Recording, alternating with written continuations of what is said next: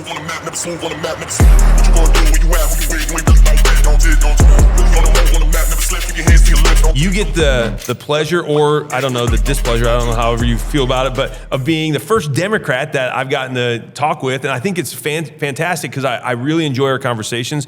We disagree on some topics. I think it's really healthy conversations. I love how you articulate your positions in the Senate. You're a well-spoken individual that can get up there and defend what you believe. May not always agree with you, but I thought, hey, let's have you on the podcast so people can get to hear your thoughts, hear kind of your journey to being a state senator and kind of what forms your worldview. So that really is kind of I think it's going to be a really good episode here. So thank you for having me. So.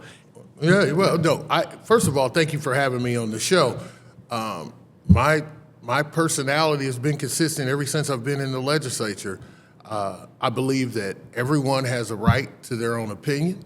I've always enjoyed having conversations directly with people. I don't fit the kind of political mode because I always figure that we have some more in common than we have in differences. Yeah. So I've always been one of those people who's willing to go on and walk into, as you so eloquently referred as the lion's den. Yeah. And I think that that's respectable. I think it shows courage. It shows your commitment to the citizens of the state of Indiana. And I always enjoy having the conversations that we've had in the past. You said there's probably more we agree on than disagree on, and I agree with that. The voting record of the Senate, I get to see kind of all the votes being up there as the president of the Senate, and the majority of the time, it's amazing how many unanimous votes in the Senate there are, or close to 98% of the senators are voting the exact same way, and I would say that's more the normal than the times where it's split, if the Senate's, or the Democrat caucus is over here and the Republican caucus is over here. And so I've seen a lot of bipartisan support on agenda items, issues, and I think that's been the encouraging part of being in the Senate personally. And I'd like to know kind of your journey. How did you get to being where you are? And, what led you to, running for Senate? Did you lose a bet or something? Like, how did you? No, actually. So my background's kind of interesting. A lot of people assume I'm a city boy because I represent the city of Indianapolis. But I was born in a little town called Lake Providence, Louisiana, just in the northern tip of Louisiana, right outside Vicksburg, Mississippi. And my mother was the youngest of 16 children born to a sharecropper. My grandfather was a sharecropper. He raised 16 kids, him and my grandmother, and one of the things that he demanded when they were 18 years old is that they leave Louisiana. There was not going to be very many opportunities for them there, so my mother's older siblings had relocated to Marion, Indiana, where there were factory jobs where they weren't discriminated against because of their skin color, and they could actually get work and be able to take care of families. So I would go back home to Lake Providence every summer, spend time with my grandparents and my aunts and uncles on both sides, and grew up in Grant County, Marion, Indiana. And when I was a junior in high school, I'll never forget, my mother sat down with the guidance counselor and indicated to, the guidance counselor indicated to my mother, hey, Greg's doing great. Why don't we just keep him in these general classes and he'll get out and be able to raise a family here locally and work in the factory. My mom said, hold on a second. My son needs to go to college. And, what classes can he take to prepare him for college? And the counselor pushed back again. Well, has Greg made a decision about what he wants to do? And my Did you, counselor, not think you were able to go to college, or what was it? No. Actually, I think it was the sentiment in Marion. You kind of graduate and then go work in the factory. Go work in the factory, especially for a young black kid in Marion, Indiana. Doesn't have a great history of treating people of color a certain way. And my mom said, well, what advice did you give your child? Mm-hmm. And it stomped him. And he said, well, my son's going to go to college. She said, well, I want my son to do the same thing. So what college? So I ended up taking college prep classes, is what they called them back then. Ended up going to IU. I'm sorry. Yeah. Okay. Well, you know, being in agriculture, you know, I like, Purdue is kind of, but. Well, we yes, do live in the state of Indiana, so we'll go with that. But anyway, so I go down to IU, not knowing anything about college, have a professor who taught a class called Racism in the Law, and he invited me over to the law school and said, hey, you do well in here. I didn't know anything about law school. I ended up applying, getting in, going to law school, moved to Indianapolis after law school. My mentor kind of forced me into one of the best decisions I've ever made and had me work for state government. So I worked in the Indiana Department of Commerce as an attraction manager for the state, where I would go around and attract new businesses, create jobs across the state of Indiana.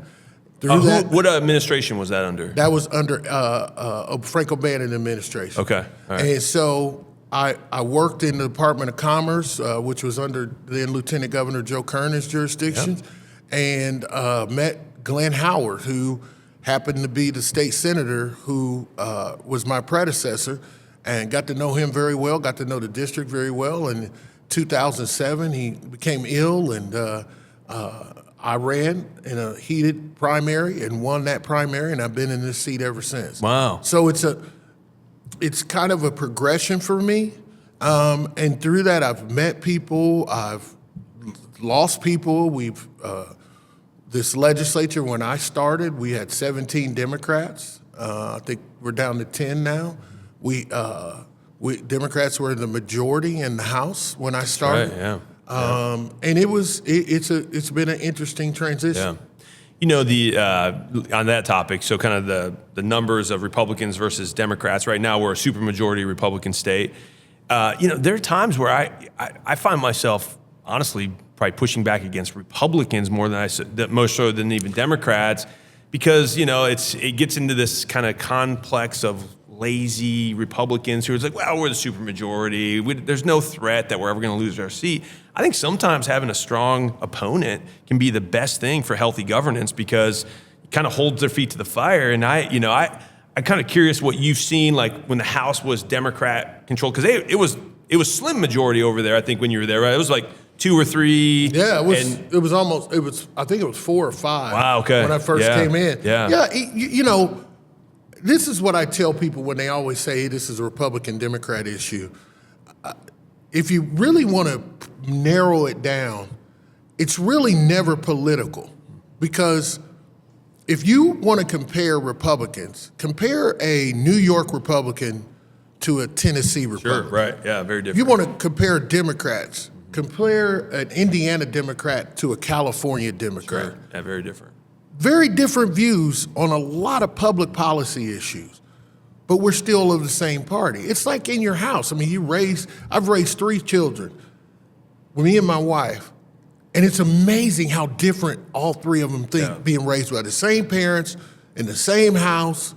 It's very interesting. So when you start saying this is a Democrat-Republican issue, I always push back, and what your frustration is also frustration of the supermajority. I mean, listen, if you believe, or if people believe that Indiana is 80% Republican, like we are in the Senate, then I don't know where you've been, because it's not that way. Maybe 60-40. What did Trump win with this last? Was he in the 70s or was it in the 60s? 60, 66, Okay, 67. But so, the point I'm trying to make, even in that scenario, is voting for, you don't think there Trump was crossover. Right, absolutely. Yeah, there was crossover. So you don't, we've lost that independence when it comes to political parties. I was just at an event Saturday for a teen challenge, a Dalton Teen Challenge, which is an outreach ministry, and I happened to bump into and get to meet John Gregg, former rep who ran for governor, and I think first time he ran against Mike Pence in maybe 2012, I believe is what it was. But and I didn't realize this, but I think it was a close race. I think Mike only got 48% of the vote, and John might have come in at 45 or 44. So really close. And it was, now granted, that was an Obama era election. Obama's obviously very, very well spoken, very, very passionate, popular, politician. He was able to kind of win the passions of the majority. So John might have been running a little bit on the skirt tails, right? Which is what happened. I mean, that's happened this time around with Donald Trump, right? Like, so it happens all the time. But I just was like, I didn't realize it was that close in 2012. But that's a close race. Well, 2000, for me, 2012 seems a century, more yeah, than right, a century yeah, ago. right. Yeah. But you think about how the changing tides has pushed us to these extreme views on a lot of stuff. And I always tell people, when did we become so enamored with political party that we lost the sense of who we are as a person? Or principle, right? Like, where's the principles, right? I mean, listen, I'm not telling you that some of what people call Republican views I don't have personally, right? But when it comes down to representing my constituents, I do that sometimes to my own detriment because I know how my district thinks. And it takes a long time to learn that.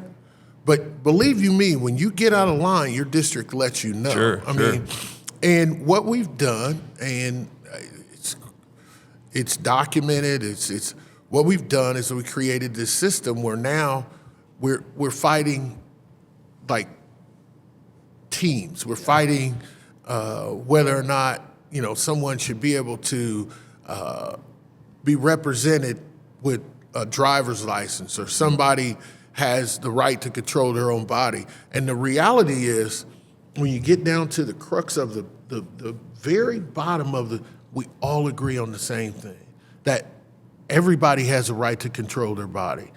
Everybody has a right to live freely in this country. How you do it is where we find our differences. I think it's the details, right? Like, I think you and I would disagree that maybe, what would you say about the child in the womb, right? If that's a person, then that person also has a right? And so maybe we disagree on, well, is it a child, or when is life actually, we see something as life, but I think you're right. It's like, hey, for me personally, it's a different feeling than what I say for my constituents. Yeah. I don't believe I have a right representing over 100,000 people to say this is what Greg Taylor is going to do because he believes this is the right thing. I have to represent my people. 100%. But what do you do when you get one person in your district that says, Greg, we want you to be adamantly pro-life, right? You got someone else that says, hey, we want you to adamantly be pro-choice. Like, okay, at some point, your personal principles and what you run on you've got to tell one person over the other because they're opposing views. You got to say, hey, listen, one of you's not going, I can't agree with both of you because these are two very different, outcomes here. So I always go back to, because people will call me when I was on the library board, this happened all the time. One person would say, you need to represent the people. And I'm saying do this. And then someone else would say the exact opposite thing. They'd say, you need to represent the people. And I'm saying do this. And I would tell both of them and say, hey, I've got two people who want me to do two opposite things. Who am I supposed to listen to? Well, here's where what I do. Yeah. I like direct conversation. So when I get someone who disagrees with what I'm thinking or what my public policy vote is, I love to talk to them because I want to hear what they are articulating as their issue. We don't take enough time sometimes to sit down and listen to our constituents and say, hey, you think differently than a majority. Tell me what experience you've had in life that allows you or creates that kind of different mindset. Yeah. And so for me, with those two constituents, I sit down with both of them. Yeah. And we usually, when you sit down, you kind of figure out during the process, there's misinformation, there's miscommunication. Even with the, right to life versus the choice people. Yeah. There's misconceptions all the way down the road about what goes on when a woman determines that she doesn't want to have a child. Who you end up on at the end of the day, it's real simple to me. I don't have a right to tell her what to do. Now, I know what my family did when my sister was 16 and needed to have a child. We didn't even discuss it. You didn't do that in our family. Sure. There wasn't no question. Yeah. Right? Yeah. But I can't. But here's where I draw the line. Yeah. When it comes to my body and what I want to do with my body, the government can only tell me so much. Well, I advocated for that principle during the vaccine stuff. Like I came down, I was a big time like, hey, listen, the government, a business, you don't have the right to tell me to put something into my or someone's body that they don't want. But I think the question that they don't want. Yeah, it's interesting that you say that they don't want, or they don't believe it's going to be good for their body. But that was not the purpose of the vaccine. Well, but there were people that believe that. So, like, I guess the question, not to take us down this rabbit trail of specific topics, but I guess the point I want to ask we can go there, by the way, if you want to. We can go through DEI and we totally can. And vaccines, because vaccines don't protect you necessarily. But I want to make sure that I hit this point with you.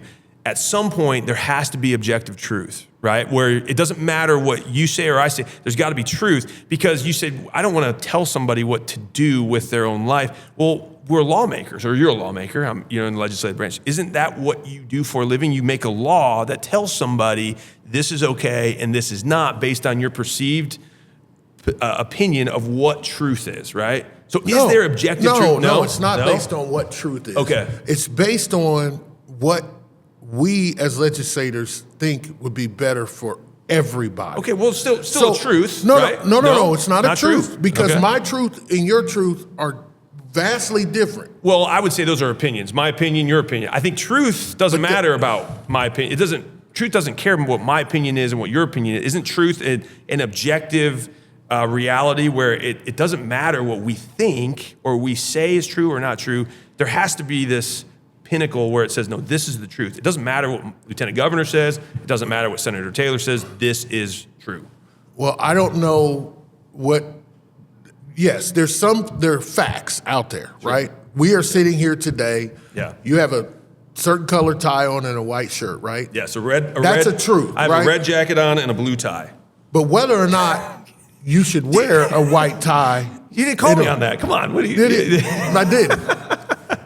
Whether or not you wear a white, red and blue tie is your choice. Yeah. I can tell you should be wearing a tie. Like we have rules on the floor, right? Yeah. I can't go on the floor to sit it without a tie on, right? But they can't tell me what color or what I have them. Well, let's take it to an extreme. I think you and I would agree on this truth, that slavery is wrong. Right? I believe that God made man to be free.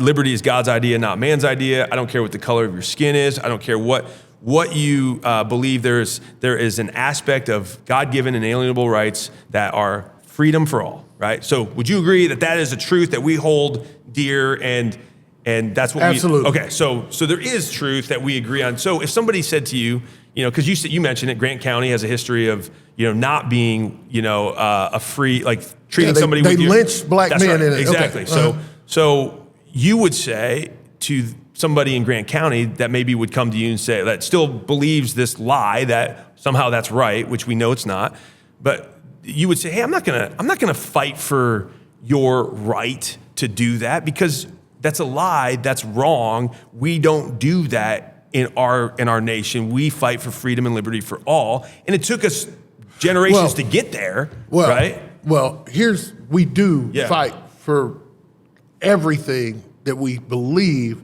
will be better for everyone. Yeah. Whether or not the results are better for everyone is a whole different debate. And I'll give you, because we haven't touched on the DEI thing. We've had our conversation. Yeah. You said to me in our conversation, Greg, I'm colorblind. I don't see your race, right? Mm-hmm. Well, that's an insult to me. That's it. I don't know if I said it that way. Like I see the beauty. I see the beauty in God's creation. Like but you can't get around what you see outwardly on people. And what I always say to people is, it's okay. Listen, I'm in a biracial marriage, and I tell people this all the time. The fun is the most interesting thing is to see my children grow up in a biracial Christmas, we're with my family, right? And my wife's family. Thanksgiving, we're with my in-laws and my wife's family. Now they're scattering, we have, of course, we have inclusion in that. But I think my children get the best of both worlds because there's a concept out there that is human nature, is that we believe that inherently, if you look like me, if you walk like me, if you talk like me, then you are me. That's how we were raised to think as minorities, a group mentality. Sure. Tribalism. Well, you can call it what you want, but the bottom line is when I read, for example, the newspaper and they say somebody shot somebody and killed them, the first thing that pops in my mind is like, please don't let the person who did this be a person of color. Because it continues to perpetuate this myth that that's where all the crime is happening. Okay. You probably please don't let this be a white guy because they think all white guys are, that probably never enters your mind because you are brought up to think individually. Well, no, not necessarily. Like when I hear a police shooting in Indianapolis, I think, please don't let it be a white cop shooting a black person. Now that's the part of, if you could imagine, remember I was born in 1970. I think we talked about this. I grew up you're super old, man. Yeah, I am. But it's being in 1970 in Louisiana was different than 1970 in Indiana, right? Yeah. Or 1970 in Louisiana today. Oh, it's still. Well, yeah, but it's better. See, that's where we're going. That's where we're. All right. It's better, right? We can talk about that too. It's interesting. It's better for everybody. As Louisiana has gotten more Republican, it's gotten more better. Wow, that's interesting. That's interesting. I don't think Louisiana was ever. I mean, we are the party that was started to eradicate slavery and give liberty for all people. Yeah, for the purpose of killing the strength of the South. I don't want to brag or anything, but we are Abraham Lincoln's party. The great emancipator. Yeah, you call about the Emancipation Proclamation and the 40 acres and the mules that we were promised we never got, though. Anyway. We can work on that. I mean, no, because that's called reparations, and God forbid that happens. The point, going back to the DEI conversation, when I tell you that my children have benefited from being in a room with people who look different, who have different, were raised differently, it makes them a better rounded person. Sure. And to me, that's what DEI was. It was like, hey, first of all, when I went to undergrad, and you say things are getting better, let me give you some stats that might, I don't know if it'll change your mind, but you might want to think about this.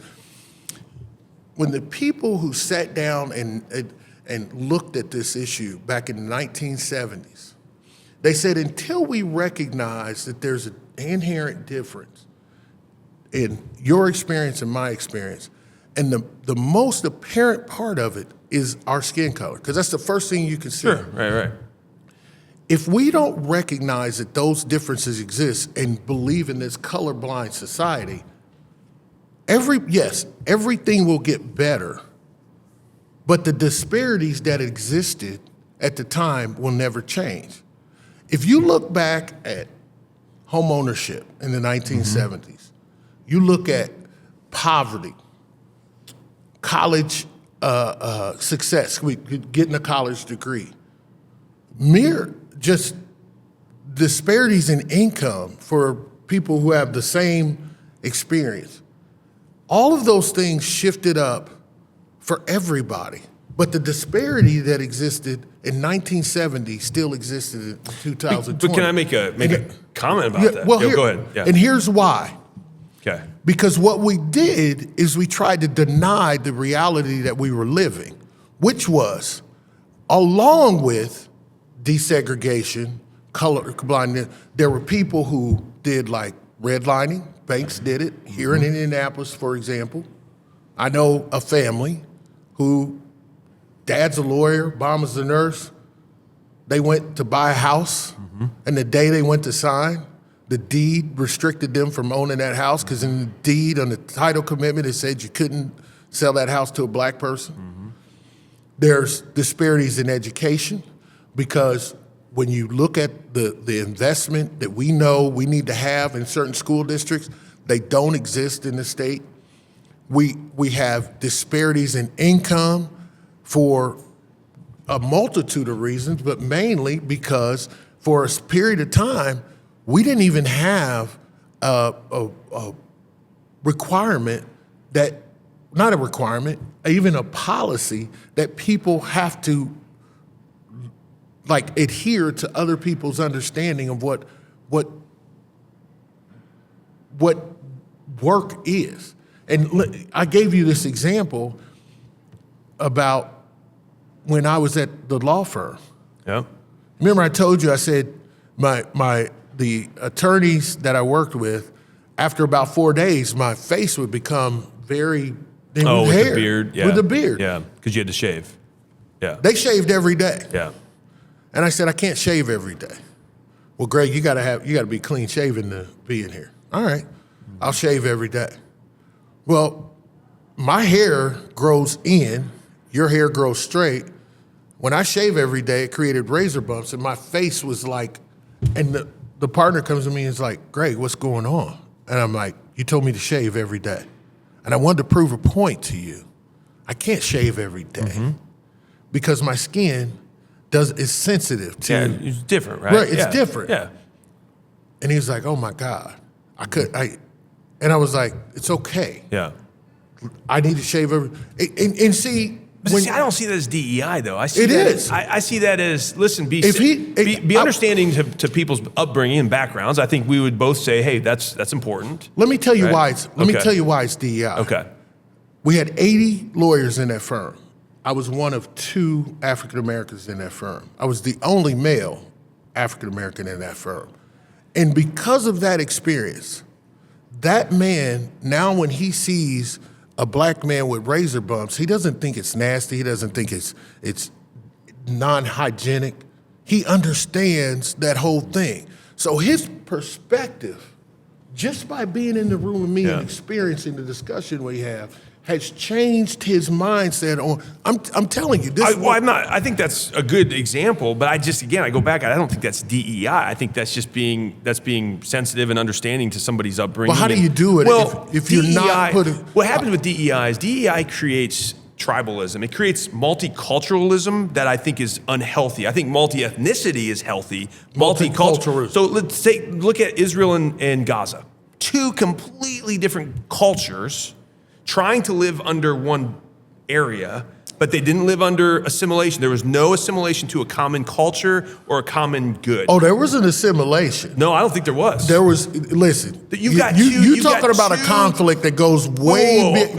Trust me, I know about the Palestinians are descendants of the Philistines. I understand all of this. Look at you. That situation. But no. Here, let me get to my point though. Yeah. I'd use that as an example. We don't have to go down that rabbit trail. But the point is, DEI divides. I saw it as creating a you versus them or an us versus them mentality, where it was saying, hey, my culture is this, your culture's this. I think at some point we have to say, hey, we are one culture under the American banner. Where is that type of mindset? We are one culture. I get that, but there's differences in the culture.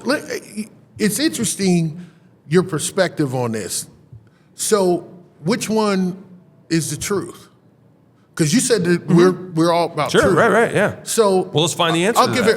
I'll give you a perfect example. When I was at the law, I'm going back to my days at the law firm. This was a time when the general counsels from all the big companies like Sara Lee, Nabisco, Kraft, Eli Lilly, whatever, they said, listen, we have an objective inside our private business that we want lawyers of color working on our matters. Because what we found is when they come to us with litigation, contracts, and things like that, their mindset changes the dialogue and the result for us. Yep. So the firm says, we got to create, they say you got to have a DEI program, right? Now, remember I just told you I'm one of 2 in the entire firm. So who do they go to say, hey, great. What can we do? You understand this type of the culture Right. or better. I'm not saying that's a bad thing. That's Okay, a good thing. but remember, Yeah. what they did was come to me, not because they knew me, but because of my lived experience that they assumed Right. was my lived experience. So I took on the responsibility. When I came back to them with my plan that included looking into how we hire diverse staff, looking into, here's a perfect example. Let me give you an example. Yeah. If you're going to recruit for lawyers, do you go to IU, Notre Dame, Valparaiso at the time? Or do you go to Howard University, Texas Southern, where the Howard University, the historically black colleges have law schools, right? There were 6 of them at the time. And I said, all we got to do, just by nature of going to those places, interviewing the top 10% of their class, you're going to get a diverse group of students. Why is that bad? That's not a bad thing. I think you say lived experience. I say, hey, no, that's an understanding. It's no different than somebody that has business and But that's corporate. what diversity is. Well, yeah, absolutely. Diversity is not a bad thing. I don't have a problem with So diversity. you don't have a problem with the terms. You're talking about. I would say it creates, I have a problem with the division that this has created. I think diversity is a great thing. I think having equality is an amazing thing. Now that's interesting. Now listen. That's interesting. I will push back on you. Dan Quayle. So I'm just telling I got you. a picture of Dan Quayle somewhere around my Well, I'm office just here. telling you. Hey, listen, but I want to talk about the inclusion word. That's probably the thing where I had the biggest problem with. All right. Because you would say, and I would say, that not everything should be included in our culture. Correct? Not everything. Exactly, right? There's a line somewhere. So if Martinsville, that used to be the hub of the KKK in Indiana, if they came and they said something stupid and off the wall, like, we want to go back to teaching our kids in Martinsville public schools, KKK material that, separated out whites and blacks and why the KKK was actually a good thing. If they said something that stupid, we would say, absolutely not, and for good reason. We would say that is not allowed to be included in our culture, in our society, in our schools. Right. Amen? Okay, so somebody has to say, when you talk about inclusion, where's the line? So who gets to be the arbiter of what is right and what is wrong? Because there is a line. You can't just say inclusion. It sounds really nice, but then do you include pedophiles? Do you include KKK? Do you include Nazis? Do you include all these things that the world has that's evil, that we know is evil? Wait a minute. That's about like saying, we want to visit Birmingham, Alabama, and, they have plaques up for people who have gotten killed because they were a certain race in certain areas. Wait. No. Wait, say that again. So you're saying I don't believe you understand the word of inclusion, because nobody. Who gets to decide what's included? That's the question. Everybody does. Oh, so the KKK member. Yeah, they should be at the table too. Okay, so they have a right to be included. They have a right to be included in the discussion. Oh, in the discussion. Absolutely. Okay, so then who gets to decide what actually makes it past the discussion? Everybody sitting at the table. Okay, and that's the point of inclusion. So the collective. Now, Now you know Nazi Germany in 1935, the collective, the democracy would have said it's okay to round up Jews and kill them. The majority of the Germans. No. Yeah, that's not what they said. That's not what they did. What did they say? I think you are convoluting the whole thing. I'm saying about the collective inclusion. can be wrong. You're saying the collective can be wrong. Okay, so let me give you an example. Majority of the early revolution, the founders, the founding era. You're speaking in absolutes. You're speaking in absolutes. I'm just saying KKK is an absolute wrong. But who gets to decide that? What do you mean? That it's wrong? Who gets to say that? Because I agree with you. I think it is wrong. Then we don't need to discuss about whether or not their theories. But what if somebody comes into the legislature? Let's say, God forbid, somebody gets elected that says, "Nah, the KKK is not wrong. We should go back to the Robert Byrd style of governance." Longtime Democrat senator, leader of the KKK. Absolutely. What would you say to the Robert Byrds? When he was, hey, he has a right to stand on the floor of the Senate and say what he wants, and then it's the other 49 of us that get to decide if what he's saying is consistent. And so again, can the collective ever be wrong? Because at one point, the Robert Byrds were the majority, Now, praise God that voice was not and is not anymore. Right. But absolutely. So what about the Dietrich Bonhoeffers in Germany at the time who would stand up, there's one versus a million, and he says, this is wrong because... And why? Now we have... Because why? Right. So, and that's called diversity, equity, and inclusion. You hear that person's experiences. But somebody has to be the one that ultimately gets to decide what's included. During that time in Germany, it was the alt-right that got to decide. The alt-right. Oh my gosh, Hitler was a socialist. He was on the left. He was not an alt-right person. Okay, it's the Socialist Party. Nazi Party was known as the Socialist Party of Germany. Let me say, the people who wrote the history book said that he was alt-right. Yes. So okay. Well, if you look at socialism, that's what they were. They were socialists. So I don't want to get into Hitler. I don't think that's what. But what we are here to talk about is the inclusion thing that confuses you. It doesn't confuse me. I'm not confused. I'm just trying to make a point. And no. You're saying who gets to decide if it's right. I think I know the answer to that. By the way, what is it? I think it's what our founders went back to: the laws of nature and nature's God. Right? There is truth in the laws of nature and nature's God. Therefore, that's who's the arbiter of truth is. Really? The four times God is mentioned in the Declaration of Independence. Why would they do that? Because they said, hey, my truth, your truth doesn't really matter. What does the God of nature and the God of this nation say?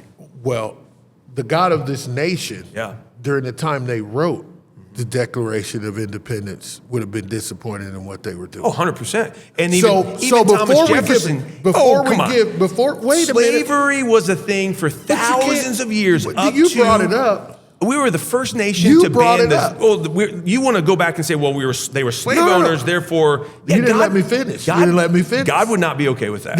Let me finish. God would not be okay with what our founding fathers thought at the time. But what our founding fathers were smart enough to do is to say that over time, we need to allow this country to grow. 100%. And to grow in a manner... more perfect union. Yeah.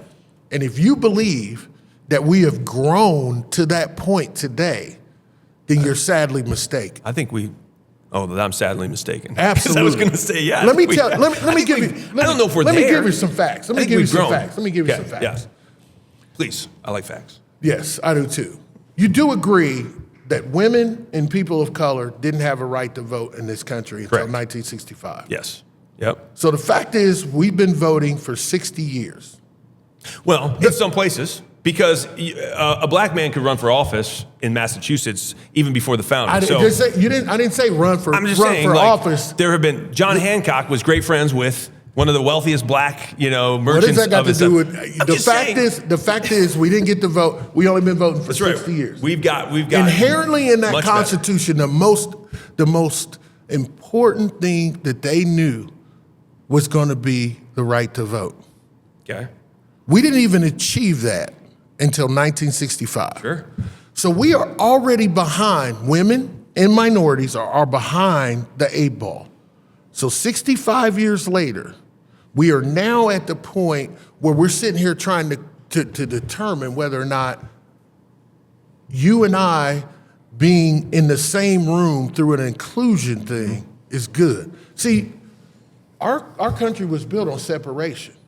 Going back to the time when race was created, because God didn't create it, man created it. Man created race? Yes. Well, Bacon's Rebellion, remember? Listen, the working. Bible says that God created us and formed us from dust. There's 5. But God didn't create race. He created us, but he didn't create race. But we're all made in the image of God. That the amount of melanin in your That's your right. body, your skin is based on where you were born. That's right, based on the mating patterns of your ancestors. Closer to the equator, you had sun. That's right. But God didn't create that. That was created by man to separate the working class. That'd be like saying God created the wolf, but he didn't create the boxer, or the Labrador. He didn't. Yes, he did. He created the dogs. You're going to say mating. man create? Okay, but here's the deal. You're giving credit to man for being the creator of something. It can morph things. It can't create things. You're saying man created the Labrador. I'm saying The God dogs, created man the is still dog. creating breeds of dogs. God created the dog. Man is taking that and changing right, and more. just that's, like this, right? So God created man, okay. and then man took that and created race. Yeah. Could you not say God's hand was in the Yeah, forming sure. of that? Fine. Okay. Fine. We'll give All right. God's hands in the elite class Throw him trying a to bone. take over the Throw work a of. bone. There we go. All right. No, yeah. we'll accept that. But man created race. And in doing so, they created a distinction between people. It was created to separate. And we have to. I don't know about that because Look up Bacon's Rebellion. Every race has been enslaved and separated out throughout all history. I understand that. Right? I understand that. White, black, brown, red, yellow. Like, But it wasn't based on race. I think it was based on tribalism. I think it was Right. based on culture. I think it could have been based on race. I think cultures would recognize that not person. based on race. That person looks differently You know as differently well than as me. I do, No. That person looks differently than me. They're in a different culture or tribe. We don't want them. Before slave trade, it was not based on the skin color. And you know that as well as I do. It was based on, first it was when you conquered a country, Sure. you took That- them in as slaves. absolutely. And what you did is you took those countries and you took all of their assets and you took them away from the people who had them. Yeah. And you had to create a way to keep them in servitude. So you did things like use the size of their hands or the bigness of their eyes or the roundness of their nose to determine what they were. It was never what I race. just said. Well, that's what it was never race. And until we created that as man, with, as you say, with God's, they're not saying God God's liked hand was in it. God, we'll say that. Yeah, he yeah. lets us sin. Yeah. That's why Jesus was here. Yeah. The bottom line is we have to understand that creation is man-made. So if it's man-made, then we have to recognize that there was a reason for it. And the reason was to separate us. Inclusion kind of counteracts that. And what I'm saying to you is, if we leave that out, our children are going to be the one to suffer more. And I'm not saying that including people into the process is a bad thing. I'm saying who gets to decide what gets included, because every culture, every society, whoever's in charge at the time. Look, Brown versus super dangerous. Right. I'm just saying. And Brown versus Board of Education is a perfect example. and They the start founders- shipping these black kids to white schools because they were better. I get it. And at the time, when we had all these black schools and all these black teachers who were doing very well, the society said, "No, that ain't working." But who's ever in charge is basically saying that government is in charge of our God-given rights. And we know government isn't the one who gives us those God-given rights. It's not government's job to give it and take away. It's government's job to protect them and secure them. Well, here's what I'll tell you. Yeah. I think one of the things that we can agree upon is that you and I knowing each other has enlightened us about differences and how for we sure. can. What we need is to understand that is purely the objective of DEI. I think different sides of the aisle have different ideas about what DEI does.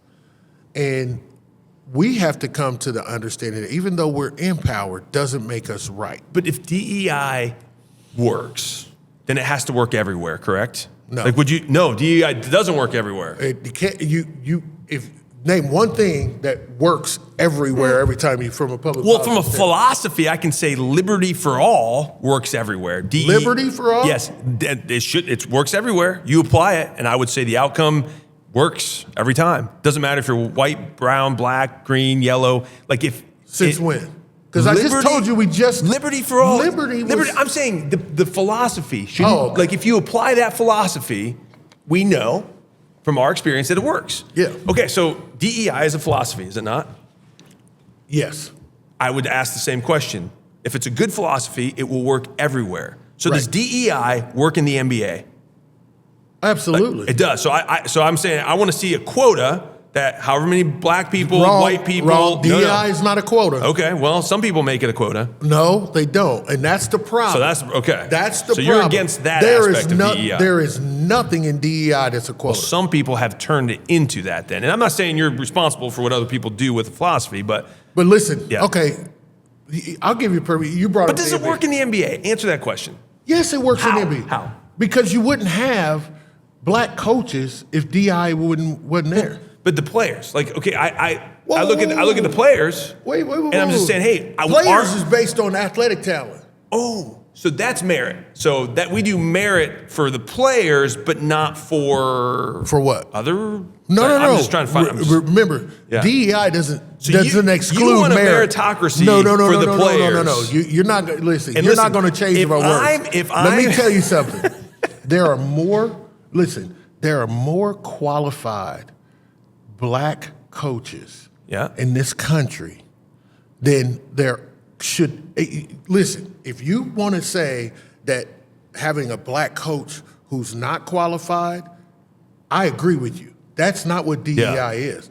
DEI says if you're looking at two individuals and they both have the same credentials, then the person who provides that equity, diversity, inclusion Gets the nod. Okay. You're flipping it, saying, "Oh, because we want to have a black coach, we just go get any coach that we want to get." No, I'm saying inherently. I'm saying get the best coach. The goal of the basketball team is to win championships. Listen, I don't care if you're a Martian from the Green Martian. If you can score hoops, I'm going to hire you for my team if I want to win.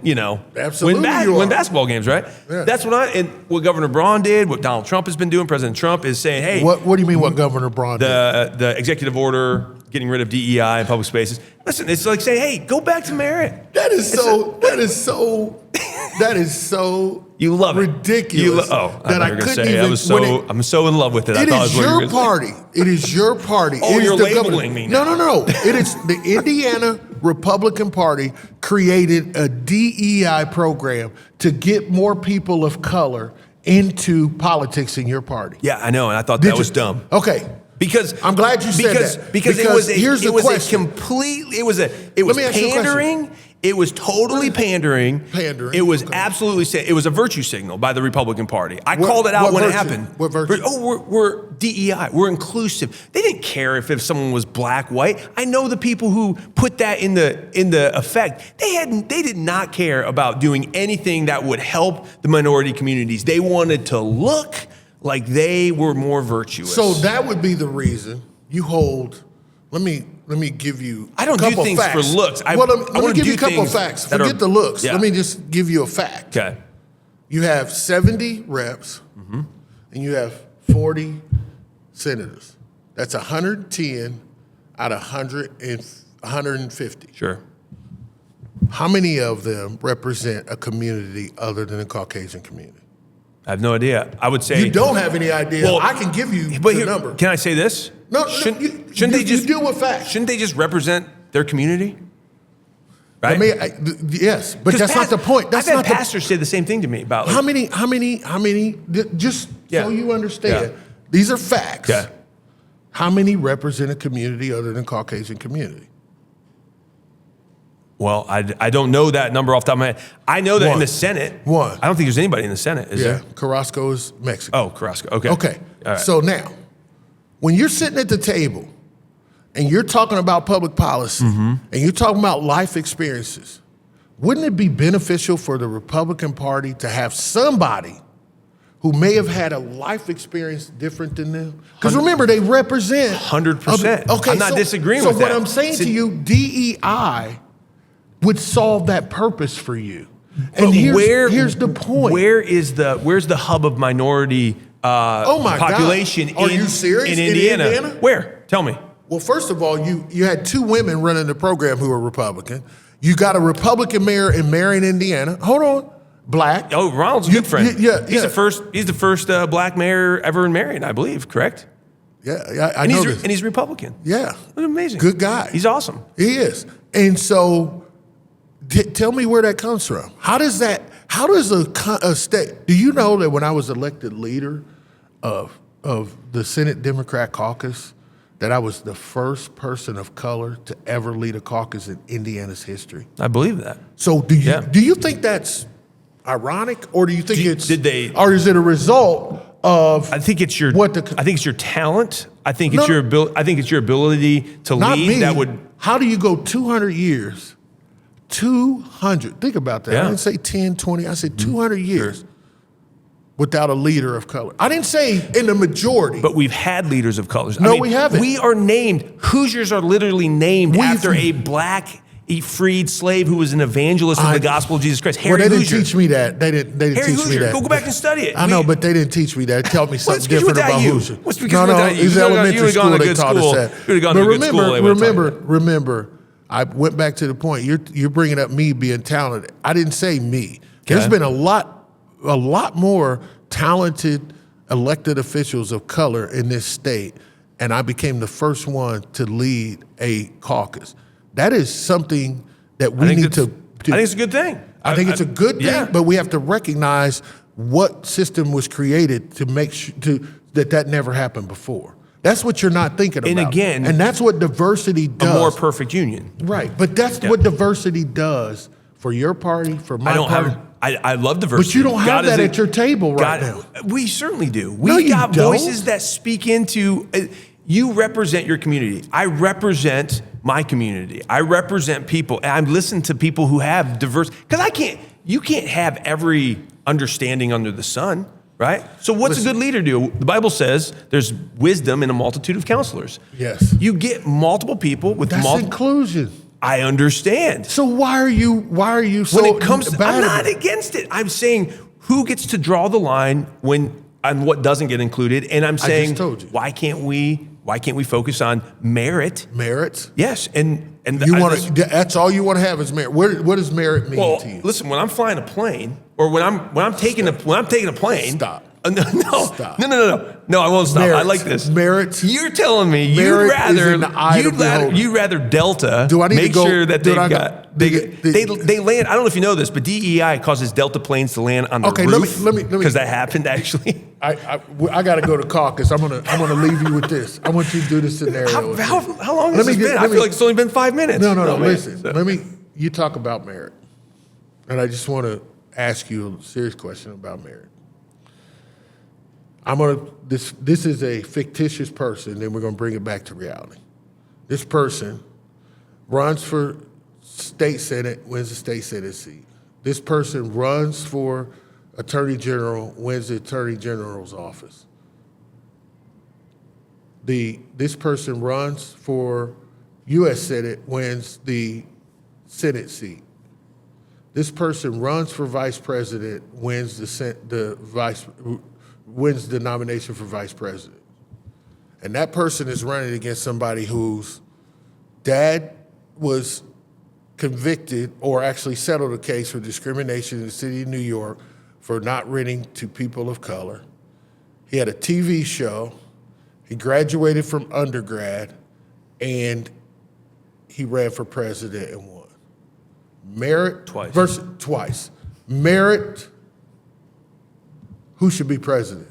I think based on the merit. The person you're talking about, who was the merit. She did not have the qualifications from a worldview and mental understanding of how to govern well. That's the problem. We all get to define merit. I just told you. Yes. I just told you. Yeah. I just wrote out the plan. He was he's a successful businessman. Who decides what merit is? That's the danger with your statement. Your statement is that Donald Trump has more merit to be the president of the United States than a woman who has, for all intents and purposes, every time she has ran for office, except for this last time. You know how she got started, right? I don't care how she got started. I won't bring that up, but I think a lot of people know how she got started. Well, how did Donald Trump get started? I'm just saying, you know how she got started? Don't go there, because the point I'm trying to make to you is, if you define merit, then you just fit the perfect, it was the perfect example. I said, who defines merit? So let me bring it back you just defined let me bring it back to this then. So it's based on your thought. Okay, so we have a financial crisis in America,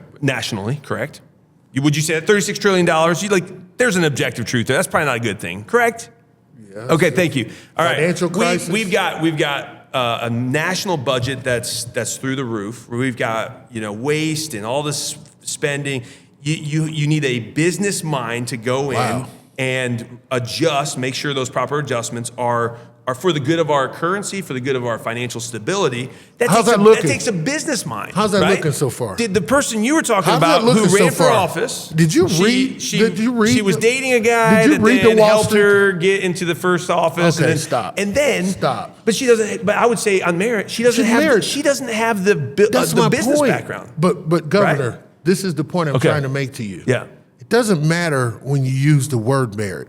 It's who defines what merit is. Exactly what I said about inclusion. And so, like Yeah. I said to you, I don't like when you use the word merit because I just gave you. I think if you were to just take somebody from some other country that doesn't know, and they like, who's more qualified to be president of the United States? They'd say Donald Trump. I mean, without a doubt. Okay, that's the point. But here's the last thing I'll leave you with. One of the things that I enjoy about being a citizen of the greatest country in the world is that we get to sit here and disagree on these issues. Absolutely. The danger of this country and the world is that people don't use their objective thinking to actually look at the I agree with reality. that. We will always survive.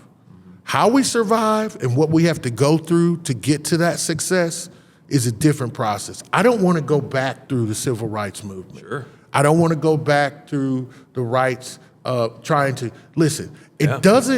it should not be foreign to you that there's a group of people that didn't obtain rights in this country without a passage of a law. That goes to show you that as a human being, and what Jesus said is, we are going to fall short of the glory. And the fact that people had to change, think about this, there had to be a law change at the federal government so I could marry my wife. That's right. You've never gone through that, sir. You fought for that. No, I didn't fight for anything because I wasn't No, alive. I'm saying. Listen to my point, though. Yeah. You've never had to fight for that. From day one, your right to be who you are was inherent But my in your ancestors, blood. No, it wasn't. My ancestors fought for liberty. Where?